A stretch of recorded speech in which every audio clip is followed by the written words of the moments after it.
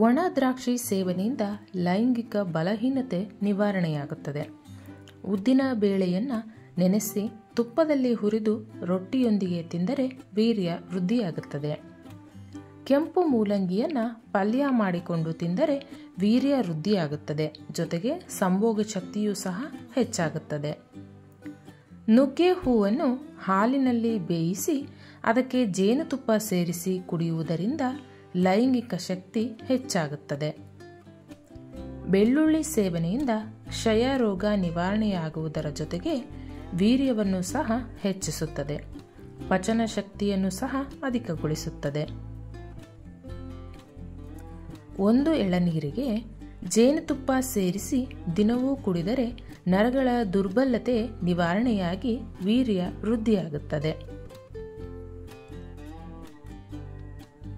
ಪ್ರತಿದಿನ ಬಾಳೆಹಣ್ಣನ್ನು ಉಪಯೋಗಿಸುವುದರಿಂದ ವೀರ್ಯ ವೃದ್ಧಿಯಾಗುವುದು ಹಾಗೂ ಪಚನ ಕಾರ್ಯ ಬೇಗ ಆಗುವುದು.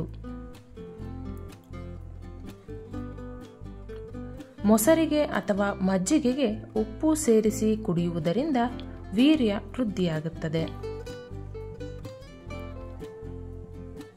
ಹಸುವಿನ ಹಾಲನ್ನು ಮಣ್ಣಿನ ಪಾತ್ರೆಯಲ್ಲಿಟ್ಟು ಕುಡಿದರೆ ವೀರ್ಯ ವೃದ್ಧಿಯಾಗುವುದು.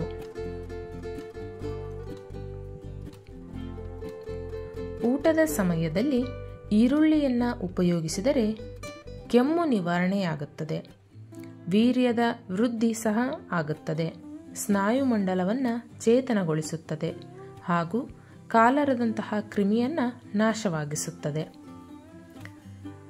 ಉದ್ದಿನ ಬೇಳೆಯನ್ನು ಹುರಿದು ಹಾಲಿನಲ್ಲಿ ಬೇಯಿಸಿ ಏಲಕ್ಕಿ ಪುಡಿ, ದ್ರಾಕ್ಷಿ ಮತ್ತು ಬೆಲ್ಲ ಹಾಕಿಕೊಂಡು ತಿನ್ನುವುದರಿಂದ ವೀರ್ಯ ವೃದ್ಧಿಯಾಗುವುದು ಹಾಗೂ ಶಾರೀರಿಕ ಶಕ್ತಿ ಸಹ ಹೆಚ್ಚಾಗುವುದು.